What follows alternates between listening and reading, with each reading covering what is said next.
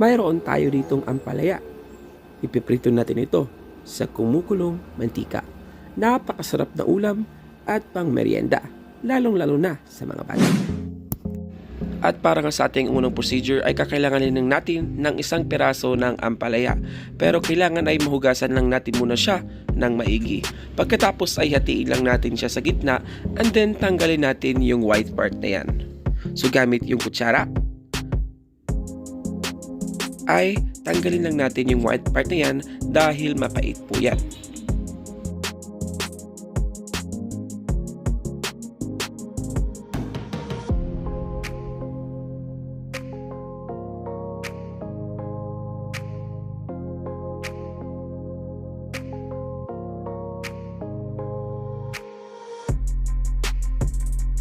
At pagkatapos slice lang natin siya ng pahaba yung ating mga ampalaya.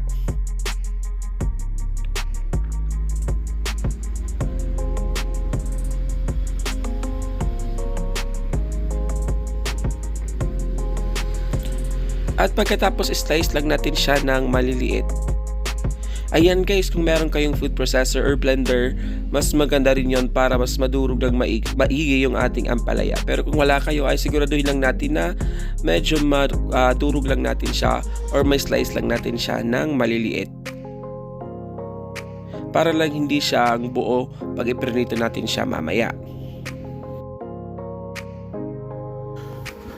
Pagkatapos ay ilipat lang natin ito sa mixing bowl and then hugasan lang natin siya ng maigi.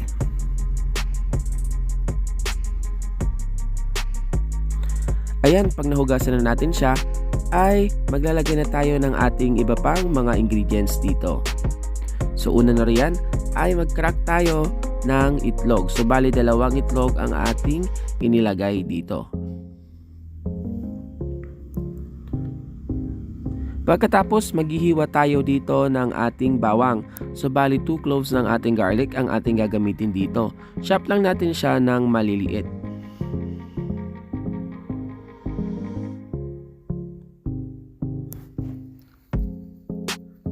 Pag na-chop na natin siya, ililipat na natin siya dun sa ating mixing bowl. Pagkatapos ay isusunod na natin yung ating sibuyas. So isang peraso lang ng ating sibuyas ang ating gagamitin dito. Kung meron kayong white onion ay mas maganda rin yon kasi mas crunchy yung ating white onion. Pero kung wala naman kayo ay pwede naman yung itong sibuyas na lang yung gamitin. So tulad kanina ng ating bawang ay slice lang natin siya ng maliliit.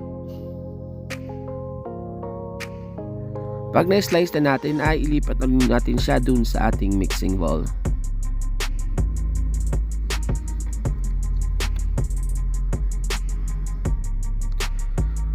Pagkatapos maglalagay pa tayo dito ng ating salt and pepper, pampalasa lang. Maglalagay din tayo ng oyster sauce pero optional lang. Kung wala kayong oyster sauce ay pwede naman hindi nyo lagyan.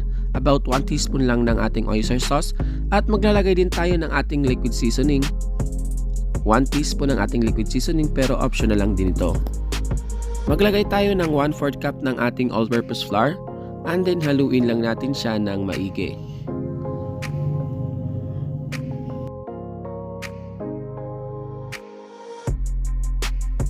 Siguraduhin lang natin na mahalo natin siya ng maigi bago natin siya iprito dun sa kumukulong mantika. So ganitong consistency ang kailangan natin ma-achieve. Pagkatapos set aside lang muna natin. At magpapainit na tayo dito ng mantika. So nagpainit na tayo dito ng mantika. Maglagay lang tayo ng 1 tablespoon ng ating ampalaya mixture o yung ating ampalaya butter. Pagkatapos prituhin lang natin sa medium fire para hindi agad siya masunog. Lutuin lang natin siya ng 5 minutes. And then after 5 minutes ay flip lang natin at tutuin na lang natin siya ng another 3 minutes na lang. So antay lang natin siyang maging crispy at maging golden brown bago natin siya hanguin.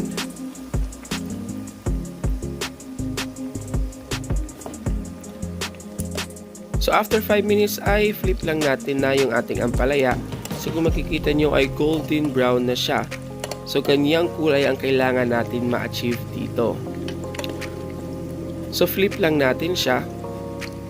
And then lutuin na lang natin yung other side ng 2 minutes.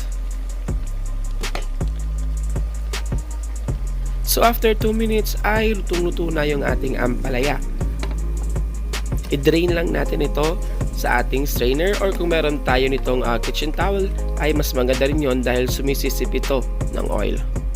Pagkatapos ay ulitin lang natin yung procedure hanggang sa maubos na nga yung ating ampalaya mixture, yung ating ampalaya batter.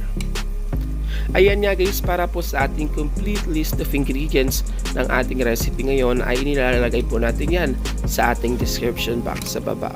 Huwag nyo rin kalimutan mag-like and subscribe sa ating YouTube channel, at lalong-lalo na sa ating Facebook page. Mag-follow na po kayo sa ating Facebook page dahil 15,000 followers na po tayo. Happy Tammy by RD po yon. Yung link ay nandun sa ating description box sa baba. Ayan guys, meron din po tayong TikTok account.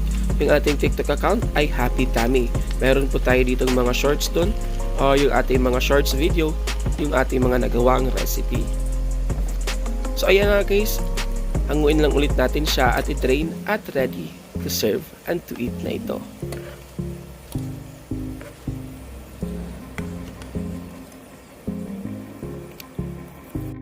So eto na nga guys ang ating napakasarap at talagang magugustuhan, lalong-lalo na ng mga chikiting sa inyo. Ito yung ating pang-ulam, pang-merienda at pang-chibog pa. Yung ating napakasarap na ampalaya burger patty. Di ba napakadaling gawin lang? Pwede mo itong ipalaman sa tinapay, pwede rin itong pang-ulam, or pwede rin naman pang-pulutan, or pwede rin naman pang-merienda lang. Di ba napakadaling gawin?